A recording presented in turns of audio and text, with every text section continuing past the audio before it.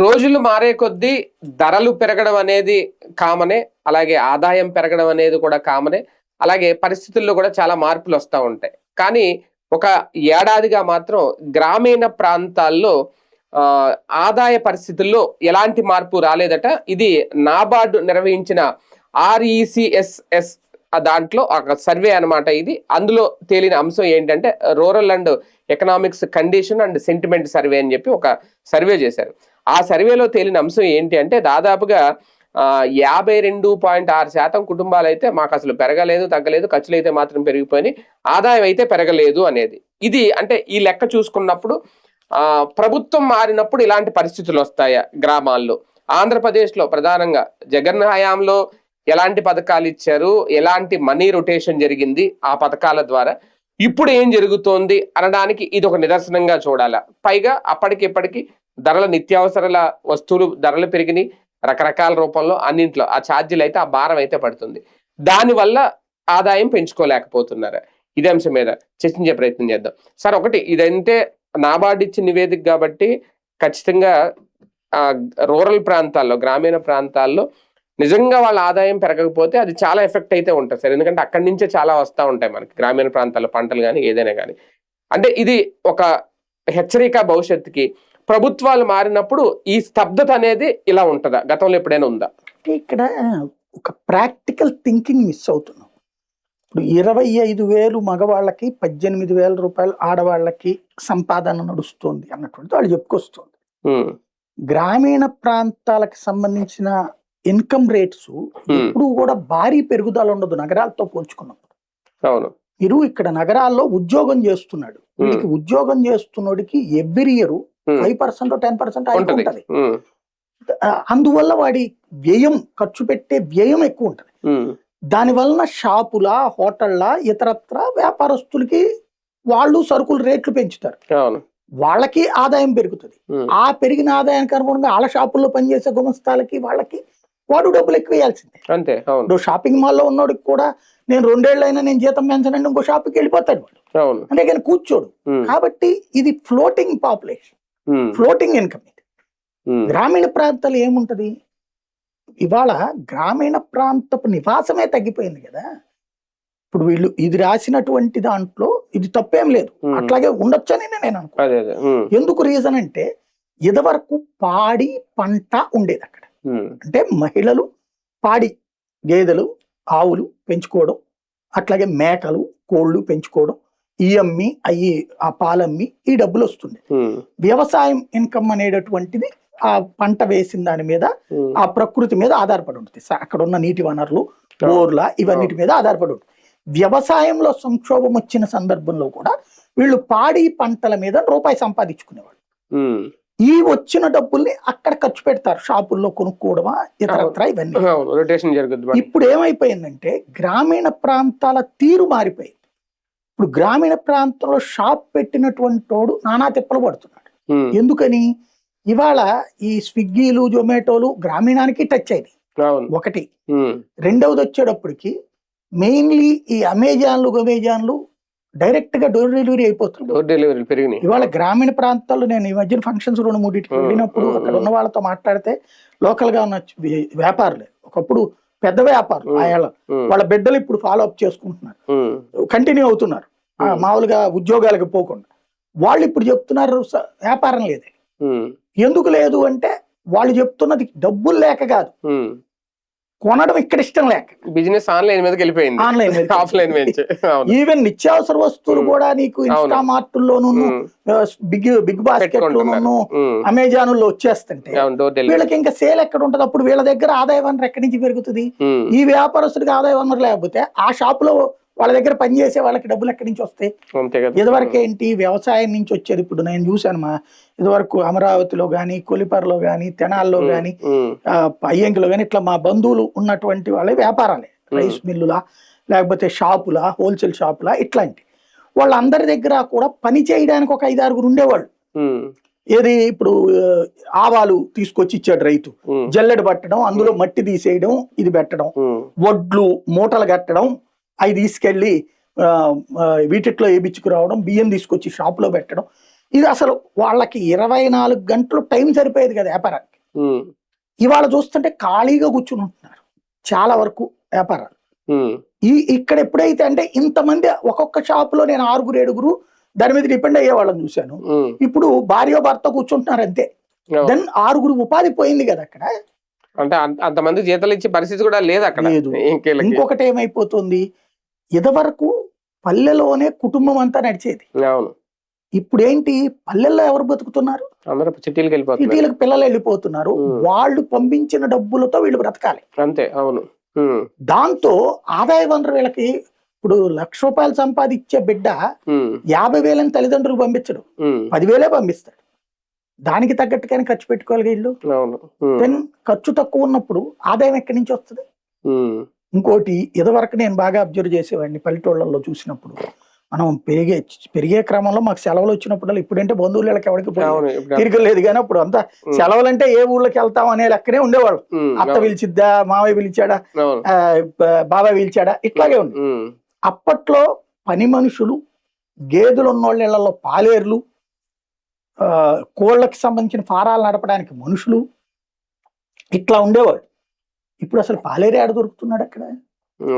గుడ్లు కాచే గొడ్లని మనం ఇంట్లో గేదెలు పెంచడంతో పాటు పాలేరు తీసుకెళ్లి తెచ్చేవాడు, పాలు పిండేవాడు, తీసుకెళ్లి ముందు ఆ పక్కన 4-5 ఇళ్లలో ఎవరికైతే కావాలో వాళ్ళకి పోయడం, లేదంటే మిగతా తీసుకెళ్లి పాల కేంద్రంలో పోయడం, అట్లాగే ఈ మేకలను చూసుకోవడం, ఇవన్నీ వాళ్ళకి లంసంగా నెలకింతని జీతం ఇవ్వడానికి అవకాశం ఉండేది. ప్లస్ ఫంక్షన్ ఏ పండగ వచ్చిందంటే బట్టలు కొనుక్కోమని చెప్పి డబ్బులో బట్టలు కొనియడం. ఇవాళ ఇవాళ ఎక్కడుంది వ్యవస్థ? ఇవన్నీ లేనప్పుడు గ్రామీణ ప్రాంతం ఓ రకంగా దుఃఖదాయిని. గ్రామీణ ప్రాంతం దుఃఖదాయిని ఓ రకంగా చెప్పాలంటే పరోక్ష వృద్ధాశ్రమాలుగా నడుస్తున్నాయి. అంటే బిడ్డలందరినీ వీళ్ళు రాత్రి పగలు సాకి పట్టణాలకి పంపించేసి, వీళ్ళు కేవలం ఆ పల్లెటూళ్లలో ఆ ఊరు గాలి వదలలేక, పట్టణాలలో బ్రతకలేక, 1, 2 పట్టణాలలో ఈ తల్లిదండ్రులు భరించడం ఇష్టం లేని కోడల్లో కొడుకులో వదిలేస్తున్న కాన్సెప్ట్ వలన మిగిలిపోయినటువంటి వాళ్ళు ఇక్కడ. భవిష్యత్తులో ప్రతి గ్రామంలో ఒక పెద్ద వృద్ధాశ్రమం వస్తుందేమో. 2000 మనం డిబేట్లు చేసినప్పుడు ఏది నెక్లెస్ రోడ్ లో చేసిన రోజుల్లో చెప్పా, నెక్స్ట్ భవిష్యత్తులో మీకు ఈ పెట్టాల్సి వస్తాయి. చంద్రబాబు నాయుడు 2014-19 మధ్యలో చాలా చోట్ల ఇట్లాంటివి పెట్టించారు. ఏది మన విజయవాడలో కార్పొరేషన్ కి సంబంధించినటువంటి కమ్యూనిటీ హాళ్లలో వృద్ధులకి పడుకోవడానికి ఫుడ్ కూడా పెట్టారు అప్పుడు. ఇప్పుడు కూడా నడుస్తున్నాయి, కాకపోతే అక్కడ పడుకోవట్లేదు, తినేసిపోతున్నటువంటి వాళ్ళు ఉన్నారు. భవిష్యత్తులో 2029 నాటికి వచ్చేటప్పటికి నాకు తెలిసి ఎవరైనా తెలివైన వాళ్ళు ఉంటే గనక మీకు 4,000 ఇప్పుడు ఈ పెన్షన్ ఉండటం వల్ల బతుకుతున్నారు ఇంకా వృద్ధులు, లేకపోతే ఇంకా దారుణంగా ఉండేది. పెన్షన్ కూడా భారీగా ఉండటం వల్ల, పెన్షన్ ప్లస్ బియ్యం 5 కిలోలు ఇవ్వడం వల్ల ఆ కోడళ్ళు కొడుకులు లేదా ఆ ఊళ్ళో బ్రతకగలుగుతున్నారు. భవిష్యత్తులో ఇవ్వాల్సిన హామీ ఏంటంటే మీకు ఈ 4,000 ఇచ్చి కామన్ కిచెన్ ఫర్ ఊరు, ఒక వార్డు సచివాలయ పరిధిలో కామన్ కిచెన్, మీకు పొద్దున పూట టిఫిన్, మధ్యాహ్నం భోజనం, రాత్రి భోజనం అక్కడికి వచ్చి తినిపోండి అనే సిస్టమ్. ఒకవేళ లేకపోతే మరి మన సచివాలయ సిబ్బంది టైప్ లో ఎవరైనా మనిషిని పెట్టి ఇంటికే లెగవలేనోడు నడవలేని వాళ్ళకి ఇంటికే పంపిస్తాం అనేది. ఆ తర్వాత 34 ఎలక్షన్కి వస్తుంది. 39 ఎలక్షన్కి వచ్చేటప్పటికి మీకు ఈవెన్ అక్కడే కాదు పట్టణాల్లో కూడా, నగరాలలో ఓకే గాని పట్టణాల్లో కూడా, ఇప్పుడు నగరాల్లోనేమో పెయిడ్ ఓల్డేజ్ హోమ్స్, పట్టణాల్లో వీటిలో ప్రభుత్వం పెడుతుంది రేపు. ఎట్లా అంటే ఏసీ పెడతాం, అసలు కాదు, అసలు పీపీపీ విధానంలో పెట్టలేమో. భవిష్యత్తులో ఏం కంగారు, మనం వృద్ధాశ్రమాల్లోకి వెళ్లే టైంకి వృద్ధాశ్రమే మిగులుతుంది, అక్కడ ఈ సిస్టమే ఉంటది. అప్పటికి అందుకని ఇప్పటి నుంచి మనం ప్రోత్సహించాలి. ప్రోత్సహిస్తే మనకి 60 వచ్చేటప్పటికి, 65, 70 వచ్చేటప్పటికి కనీసం అక్కడ ఏది ఎవరికి వాళ్ళకి సపరేట్ రూమ్ ఇస్తాం, లేదా సపరేట్ బెడ్ ఇస్తాం. ఇప్పుడు 3-4 ఏళ్ళకి పిల్లలకి ఎలా అడ్మిషన్ తీసుకుంటాం స్కూల్కి వెళ్ళి, 60 ఏళ్ళు దాటిన వాళ్ళు అక్కడ అడ్మిషన్ తీసుకోవాలి. నేను ఇప్పటికి ఎత్తుకుతున్నా ఎక్కడ, ఇప్పుడు కొన్ని మీకు తెలుసో తెలీదు, కొన్ని రియల్ ఎస్టేట్ వాళ్ళు అయితే ఈ గన్నవరం దగ్గర ఎప్పుడో నాకు 10 ఏళ్ల క్రితం చెప్పారు, అపార్ట్మెంట్ లో ఫ్లాట్ 25 లక్షల రూపాయలు 35 లక్షలు పెట్టారు, రిజర్వ్ చేసుకోవాలి. సింగిల్ బెడ్రూమ్ 15 లక్షలు, కామన్ కిచెన్ ఉంటది, వృద్ధులకు సంబంధించిన మెడికల్ ఫెసిలిటీ ఉంటది, అక్కడే ఒకవేళ చనిపోతే తగలబెట్టడానికి మనుషులు వాళ్ళే. ఇప్పుడు మొన్న ఆవిడ ఎవరో చెప్పింది చూడండి, విదేశాల్లో ఉండి 2 కూతురు 5,000 వేసాను అని చెప్పి. భవిష్యత్తులో మన జీవితాలన్నిటికి కూడా దానికి ప్రిపేర్ అవ్వాలి, దానికి ఇది ప్రాథమిక వివరణ. అంటే ఒకటిసారి ఇక్కడ గ్రామీణ ప్రాంతాల్లో ఆదాయ మార్గాలు కట్ అయిపోయాయా, లేదంటే ఆదాయం కోసం శ్రమ పడే వాళ్ళ సంఖ్య తగ్గిపోయిందా? రెండు ఉన్నది కదా, అంటే ఇప్పుడు వర్కింగ్ లేబర్ తగ్గిపోయింది, అదే శారీరక శ్రమ చేసే మనుషులు తగ్గిపోయారు. ఇప్పుడు మీకు రైతు కూలీలు లేక ఛత్తీస్గఢ్ నుంచి ఒరిస్సా నుంచి తెచ్చుకుంటుంది మనం. ఇప్పుడు బెంగాల్ బాగుపడిపోయి, ఛత్తీస్గఢ్ బాగుపడిపోయి, బీహార్ బాగుపడిపోతే మనం ఏమైపోతామో నాకు భయం ఉంది. అమరావతిలో మొన్న ఎందుకు జ్యోతో ఈనాడు రాసింది కదా, వీళ్ళందరూ వెళ్ళిపోవడం వల్ల పనులు లేట్ అయ్యి. అంటే చిన్న చిన్న వ్యాపారాలకు కూడా గ్రామీణ ప్రాంతాల్లో అంటే సార్ ఇందాక మీరు అన్నట్టు చిన్న చిన్న కిరాణా కొట్లు ఉంటాయి, చిన్న చిన్న బడ్డీ కొట్లు ఉంటాయి, దాని నుంచి సరుకులు తెచ్చుకుంటారు. అలాగే చిన్న చిన్న పెట్టుబడులు పెట్టే వాళ్ళ సంఖ్య కూడా తగ్గిపోతుంది. అంటే వాళ్ళ దగ్గర డబ్బులు వాళ్ళు ఎక్కువ ఉన్నాయి కానీ కొనేవాళ్ళు లేరు. ఇప్పుడు మా నాన్న విజయవాడ నుంచి అక్కడ కూచిపూడికి వెళ్ళి అక్కడ చిన్న ఇంట్లో ఫస్ట్ దాని పేరేమంటారు ముత్తరాజుపాలెం అని ఒక ఊర్లో చేశారు. 500 రూపాయల సరుకులు కూచిపూడి సెంటర్ లో ఉన్న షాపులో నుంచి కొనుక్కెళ్ళి అక్కడ అమ్మేవాడు. 500 రూపాయల సరుకులు ఒక రోజుకి 500 రూపాయలు అమ్మకం అమ్మితే 50 రూపాయలు లాభం వచ్చింది. ఈయనకి శ్రమ పరంగా సైకిల్ మీద తొక్కుకుంటూ వచ్చి తీసుకెళ్ళాడు కాబట్టి ఆయనకి గిట్టుబాటే. ఆటోలో తీసుకెళ్తే గిట్టుబాటు కాదు. ఆ తర్వాత అక్కడి నుంచి పెడసన్గల్ రోడ్ లో ఒక పాక తీసుకుని రోడ్డు పక్కన ఉన్న దాంట్లో పెట్టారు. అప్పటికి ఆంధ్రభూమి కూడా చేయడం బిగిన్ చేశారు కాబట్టి ఇది ఒక ఇన్కమ్ తో అది నడిచింది. తర్వాత 2 ఏళ్ల తర్వాత షాప్ మూసేశారు. పుట్టి పేపర్ మీద కూడా వచ్చేది కదా, నేను అప్పటికి కొంచెం డబ్బులు పంపించగలుగుతున్నాను కాబట్టి ఆ టైంకి కొంత వాళ్ళకి వెసులుబాటు కలిగింది. లేకపోతే ఏంటి పరిస్థితి, మొదట్లో నేను 1000 పంపించేవాడిని, తర్వాత 2000, తర్వాత 5000, చివరిలో 10,000 దాకా. అంటే అక్కడి నుంచి కూడా పంపించేసి వేరే మంచి ఇంటిని ఒకటి అద్దెకి తీసుకుని అక్కడ ఉండమని చెప్పి నెలకు 10,000 పంపిస్తున్నప్పుడు వాళ్ళకి కొంత సాటిస్ఫైడ్ అయ్యారు. కానీ ఎందుకని షాపు అక్కడ నడవట్లే, ఎందుకంటే ఇవాళ డ్వాక్రా లోన్స్ పుణ్యం అనేసేసి లేదా ఈ పర్సనల్ లోన్లు ఇవన్నీ బ్యాంకులు కార్డులు ఇస్తున్నాయి. మూలంగా ఏమైపోతుందంటే ఇవాళ ప్రతి ఒక్కరు షాప్ పెడుతున్నారు. ఇవాళ ఒక 100 ఇళ్ళు ఉన్నటువంటి ఊళ్ళో ఇదివరకు ఒక షాప్ ఉంటే ఎక్కువ, ఇవాళ రోజున 100 ఇళ్లకి 10 షాపులు ఉంటున్నాయి. ఎవరి దగ్గర కొనాలి, ఎవరికి గిట్టుబాటు అవుతుంది? ఒక షాపుకి గిట్టుబాటు కాదు ఇవాళ పల్లెటూరులో. అదే సందర్భంలో ఈవెన్ మీకు వీటిలో అబ్జర్వ్ చేసినా సరే పట్టణాల్లో కూడా నేను చూసాను, కాలనీలో మొత్తం మీద కలిపితే ఒక 500 గడప ఉంది. ఈ 500 గడప ఉన్నటువంటి చోట వాళ్ళందరూ కూడా కారులో 2 వీలర్లో వేసుకుని వెళ్ళేవాళ్లే. ఈ జొమాటోలో ఇదే దాని పేరేమంటారు, మన ఇన్స్టామార్ట్లు, అమెజాన్లో బుక్ చేసుకునే వాళ్ళే ఎక్కువ, వాళ్ళు బ్లింకెట్లు వీటిట్లో బుక్ చేసుకునేవాళ్ళు. అలాంటి చోటన 1/2 షాపులు ఎవరికి సర్వైవ్ అవుతుంది?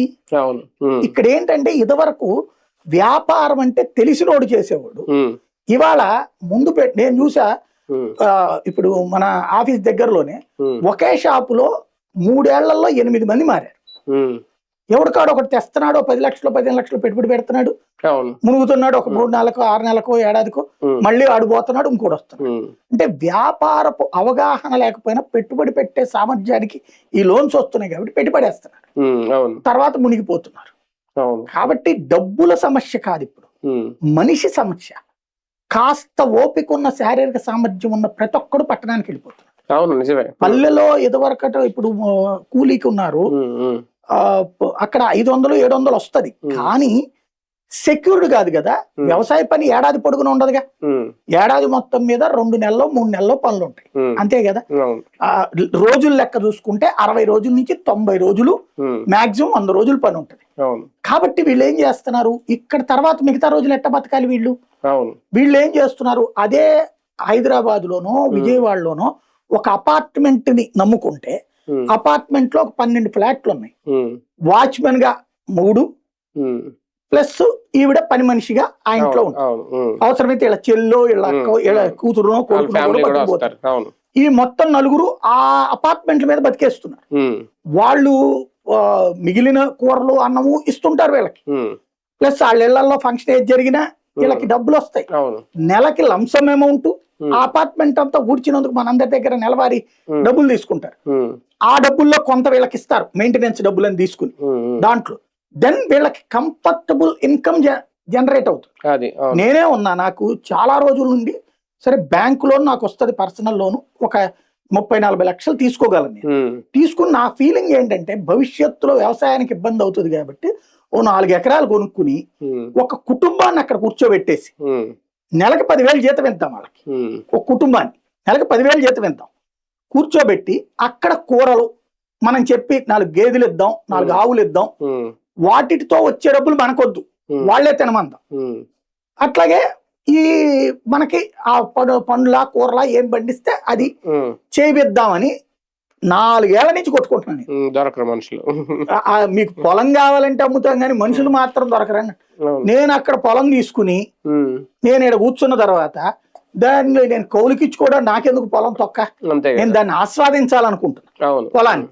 ఇట్లాంటి ఎగువ మధ్య తరగతి వాళ్ళు వాళ్ళ కొన్ని లక్షల మంది ఉన్నారు ఈ దేశంలో. హైదరాబాద్ లో ఉన్న వాళ్ళందరికీ తలా 25 లక్షల 50 లక్షల ఎకరము ఒక కుటుంబం అక్కడ ఉండి ఇట్లాగా కూరగాయలు పళ్ళు పండిస్తుంది రెడీ అంటే గనక ఇవాళ సిటీకి వెళ్ళక్కర్లా, ఇక్కడే దొరుకుతాయి పల్లెల్లోనే ఉపాధి. కానీ ఈ పనులు చేయడానికి పల్లెల్లో ఎవడో సిద్ధంగా లేడు. ఎందుకంటే తమ బిడ్డల ఎడ్యుకేషన్, ఇప్పుడు ఆ అపార్ట్మెంట్ లో పనిచేశారనుకోండి, తమ బిడ్డలను అక్కడ స్కూళ్ళలో చేస్తారు, మంచి స్కూల్లో చేర్పిస్తున్నారు. ఈ పిల్లల పుస్తకాలు ఎట్లాగూ వచ్చేస్తున్నాయి. కాబట్టి ఆలోచన తీరు మారిపోయింది. ఇదివరకు ఏంటంటే మనం పేదోళ్ళం, మనం బతికింతే అనే ఆలోచన నుంచి మనం ఎందుకు ఎదగకూడదు అన్నటువంటి ఆలోచన రావడమే గ్రామీణ ప్రాంతపు మార్పుకు కారణం. కానీ భవిష్యత్తులో గ్రామీణ ప్రాంతాల్లో ఈ ఆర్థిక మందగమనం అంటే ఇప్పుడున్న పరిస్థితులు చూస్తా ఉంటే మీరు అది ఇంకా పెరుగుద్దా? చాలా పెరుగుతుంది. నేను అంటున్నాను భవిష్యత్తులో వృద్ధాశ్రమాల కింద మిగులుతాయి అంతే. అంటే అప్పుడు చాలా మంది ఉపాధి కూడా కోల్పోతారు, అక్కడ వాళ్ళకి ఏమీ దొరకదు, ఇంకా అందరూ ఇంకా వెళ్ళాలా సిటీలు వెళ్ళాల్సిందే పట్టణాలు. ఇంకోటి పట్టణాల్లో కలిసిపోతున్నాయి, అందుకే పిల్లలు కూడా వచ్చినట్టు కలవక తప్పని పరిస్థితి సృష్టిస్తున్నారు. కార్పొరేట్ ఎఫెక్ట్ దీని మీద ఎంతవరకు ఉండి ఉంటది? కార్పొరేట్ కాదండి, అంటే ప్రతి మనిషి యొక్క ఆలోచన తీరు మారింది గత 30 ఏళ్లలో. అంతకు ముందు పల్లెకి వెళ్లి బ్రతకడం అనేది ఇష్టం, ఇప్పుడు పల్లెలో బ్రతకడం అనేటటువంటిది ఒక గీత. అంటే ఇప్పుడు ఫర్ ఎగ్జాంపుల్ మా గోదావరి జిల్లాలో ఉన్నాయి సార్, ప్రధానంగా రాజమండ్రి, కాకినాడ. అక్కడ పెద్ద పెద్ద మార్ట్లు వచ్చినాయి, డి మార్ట్ అని ఇంకో మార్ట్ అని ఇంకో.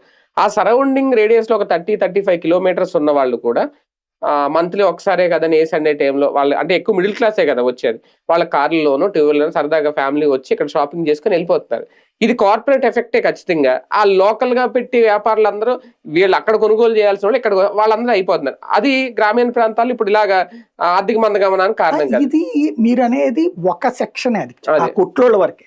పల్లె ప్రాంతము కానీ ఎక్కడైనా సరే మీరు గత 30 ఏళ్లలో మారిన ఆడవాళ్ళ మనస్తత్వం, ఆర్థిక వ్యవస్థ కంప్లీట్ కొలాప్స్ అనను కానీ కంప్లీట్ మార్పు కారణం.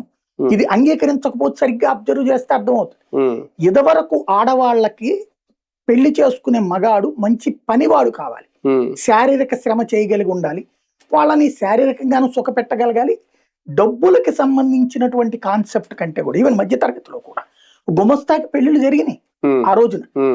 ఇప్పుడు నేను పెళ్లి చేసుకున్న టైంకి నా జీతం 2,200 రూపాయలే, కానీ మా ఆవిడ చేసుకుంది. ఇవాళ అయితే అట్లా ఎవరు చేసుకుంటారు? ఇవాళ 10,000 జీతం కాదు. నేను చూసాను మొన్న మా బంధువుల్లో 40,000 50,000 నెలకు సంపాదిస్తున్న వాళ్ళు ఉన్నారు. కాబట్టి ఇట్లా షాపు ఇట్లా వాళ్ళకి పెళ్లిళ్ళు అవ్వట్లా. ఎందుకంటే 40,000 ఇది గ్యారంటీ ఏంటి? నీకేమన్నా ఇల్లు ఉందా? ఇల్లు కూడా ఒక 10 లక్షల్లో ఇల్లు ఉంది, మన అదేది రాజీవ్ గురకల్ప టైప్ టిట్కో అంటే నో నో నో, ఒక కనీసం ఒక 50 లక్షల కోటి రూపాయలు ఆస్తుంటే 10,000 రూపాయలు సంపాదించే తండ్రి కూతురు ఓకే అంటుంది. అదే ఈఎంఐకి అంత సంపాదన ఏం లేదు, చదువు కూడా లేదు, కానీ అమ్మాయి ఆశ మాత్రం మనం ఇప్పుడే 1,00,000 కోటి రూపాయలు ఉన్నోడిని చేసుకోవడం బెటర్, లాంగ్ స్టాండర్డ్ సేఫ్టీ అది.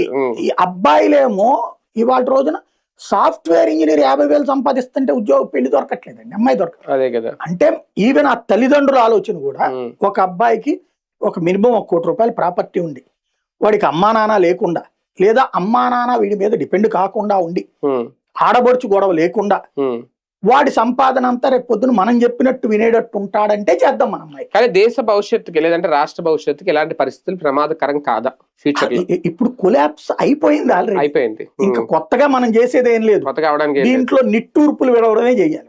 అంతే, ఒకప్పుడు ఇలా ఉండేది అని అనుకోవాలి. ఇప్పుడు నేను ఇదివరకు అనుకునేవాడిని, మా చిన్నప్పుడు అని ఎవరన్నా ముసలోళ్ళు చెప్తుంటే ఈ అమ్మాయి వీళ్ళ చిన్నప్పుడు అంట ఇవాళ రోజు ఎందుకు చూడరా అనుకునేవాడు. ఇప్పుడు నేను ఆ మొక్క అనాల్సి వస్తుంది. అంతే, ఇంకా భవిష్యత్తులో ఇంకా అలా అంటూ ఉండాలి. రైట్, చూద్దాం. నిజంగా ఆర్థిక మందగమనం దిశగా గ్రామీణ ప్రాంతాల్లో పరిస్థితి అయితే ఉంది అనేది నాబార్డ్ చేసిన సర్వేలో ఆ నివేదిక స్పష్టం చేస్తోంది. భవిష్యత్తులో ఇవే పరిణామాలు కంటిన్యూ అవుతాయా, అయితే అది ప్రమాదమా, లేదంటే ఇంకా అది అలవాటు అయిపోతుందా చూద్దాం.